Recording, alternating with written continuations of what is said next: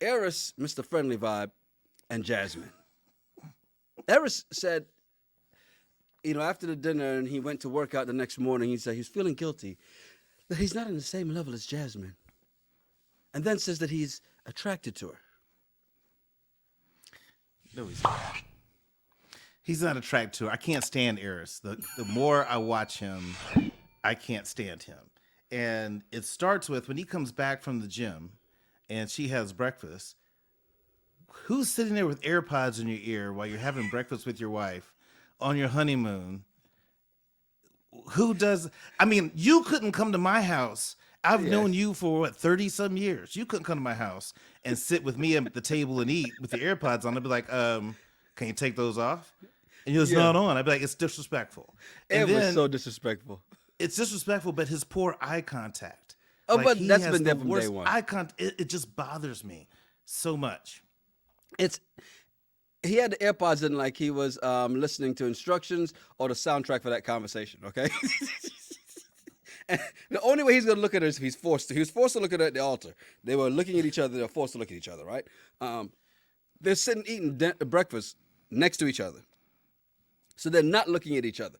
And he purposely he's never looks. He's just got these dead eyes when he's talking to her. You ever notice that? It's not even that he's not looking at her. He's got no expression at all. There is nothing in his face at all. And guys, we know that look. Mm-hmm. And I'll give you an example of what that look looks like. If I think back in college, right? This is college days. If Yanni has a date, but she wants to have a friend come. And he's like, Terrell, I got this date. I need you to keep her friend company for me. And whatever. So I'd fall on the sword. This is hypothetical, by the way. I fall on the sword. And so my attitude is just like Airris. Oh, word. You're majoring in what? Oh, awesome. That's so cool. And I'm not looking at you because I'm not interested. That's great. And I think that's what it is. It's like he's fallen on the sword for a friend with somebody else. It's funny because as they're sitting there having breakfast and he's sitting there looking on, and she's now checked out, so she's no longer looking at him because she realized he's not looking at me. They're sitting there like they have the Great Wall of China between the two of them eating breakfast because they're just both there looking straight ahead. Yeah, talking to each other. No real communication at all, right? The thing about it is they get ready to leave. And this is just a pet peeve of mine. I like the shirts. I think the shirts are cute. I just hate the term wifey. To me, that's a step down from wife, right? Wifey is what you say when, all right, we together, but you ain't gonna be together. I'm gonna get you a gift card for some therapy because Go ahead. That's the word wifey, your thing with dogs, I really think you need to lay on the couch and talk to somebody about these things that are going on in your head because I don't see it. What? I'm just saying. I get the wrong with it. Go back to the song. The song from Next, Wifey. It was all about, would you be my wifey? It wasn't saying, let's forever. It was, for now. I'm just saying. I mean, well, life is not an R&B song. Who are you, the fucking whiz? Like, everything has a song. Yes, it does. I'm just saying. I'm just saying. Every time I see it, it irks me, especially when they give these couples, husband, wife. That's what it is. Hubby, wife. But wifey, it's not cute. That's what you do when you play when you're in your early 20s. If Dominique is wearing wifey, I go, yeah, that's it. I get it. No, All right. I'm just saying. I will not get y'all for Christmas this year hubby wifey t-shirts. Yeah, don't do that. I'll be cleaning with those. I give it to the cats to sleep on. Okay, the whiz. What color is it now? Is it gold? Is it emerald? What are we about to talk about next? Yo, here's a good thing though. They move into the apartment, right? I think good juju for Airris and Jasmine, right? I mean, it's apartment 313, aka Detroit, as he makes the whole reference to Detroit. Because the minute I saw 313, that's the first thing that popped into my mind, right? I was like, oh, wait. And then he made that connection and kind of tells her why. And then he kills it by stressing that he's getting beat over the head with all this matching stuff. I think 313 was more of a reference to a Ludacris song, and he just remembered. He's got. He just remembered somebody. Oh, 313. That reminds me.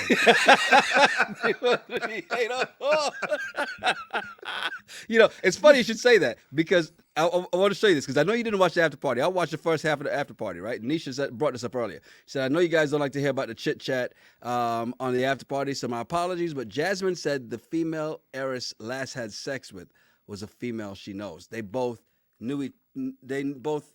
I think we were going through Instagram and realized they knew the same person, and she felt a kind of way about it. Well, I don't know why she'd feel some kind of way about it, but again, I think Airris in his mind was 313, 214. Okay, so they move into the apartment along with everybody else. What bothered me was the next day when she goes to Airris's house, because is it just me or did Airris's house look like someone in their 20s that maybe got their first corporate job in engineering out of college, and they have a house, the man cave that he had, the little gym in there. The whole thing, the whole dynamic of it looked like a kid. So, Accomplished said Airris is a whole lie. That was not his house. At first, I was like, why? Right? And I think I even saw someone else in the comments saying, well, why would you say that? And then I thought about it. Because what did he say to Jasmine? We need to let it be known that black people live in this house when we get our place together, right? There was nothing on the walls anywhere in his. Oh, the black art that he was talking about? There was nothing. I mean, nothing on the walls in that. Nothing. But they didn't really show much. It was just nothing. The gym. It was just the gym.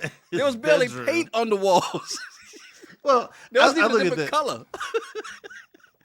This is just me being judgy. I just find 39-year-old dudes that have this shoebox collection and you have it all set up. I just look at it as just kind of young shit. But no, you have a lot of shoes. I just do. Now. I understand organizing your shoes, but it's still, to me, just seems like young stuff. But everything about Airris, that's because you don't wear Jordans. No. So when Airris is, showing the house, to me the whole place looked really young. But his other part of his immaturity is him claiming all these different areas of the apartment that they're in. These drawers are mine. The top drawer, don't open the top drawer. That man, she might find my sex toys. I'm like, why you keep bringing up sex toys every episode, and you don't even want to touch her? Mm-hmm. Hey, that man he was making executive decisions, and he was just saying, hey, look. You can have all 52 drawers in here. I need the top one and the ones on the left. I don't know what it is about the left-hand side about him, but there's nothing he wants nothing on the right. It's all on the left. He must be a Democrat. Wow, that's how far he takes his politics. Yes. I only fill stuff on the left side of the drawers because the right side's racist. Matter of fact, when we do it, I'm only hitting the left side. They're not going to do it. That's just it.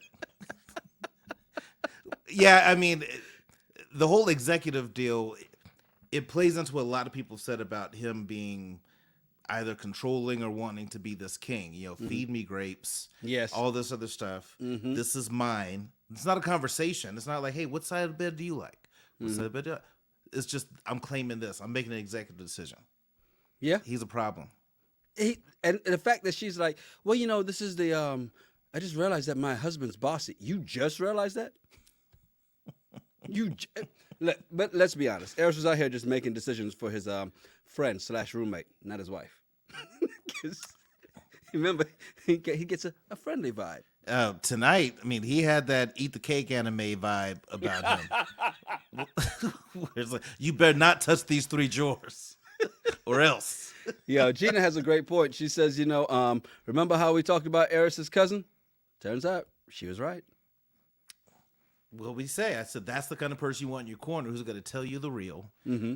Her cousin was like, you're wrong for this. And she even tried to tell Jasmine, but Jasmine didn't want to listen. I'm surprised you didn't talk about this. Thanks, Keely. I'd made a note of that. I was waiting for Yanni to go on his I don't have to. get on his I like the soapbox fact. about shoes in the house. I'm Tell with it. your family, tell your people, no shoes in this house. I like the fact that he was like, well, you're dog people. Y'all different. Them dogs be out there just walking around. You let them back in the house, crawl up all on your bed. They have to be their nasty ass paws. Yeah.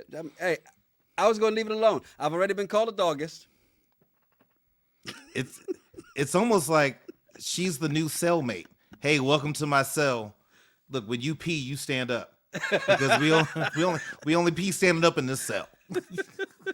This is my bunk. Don't touch my bunk.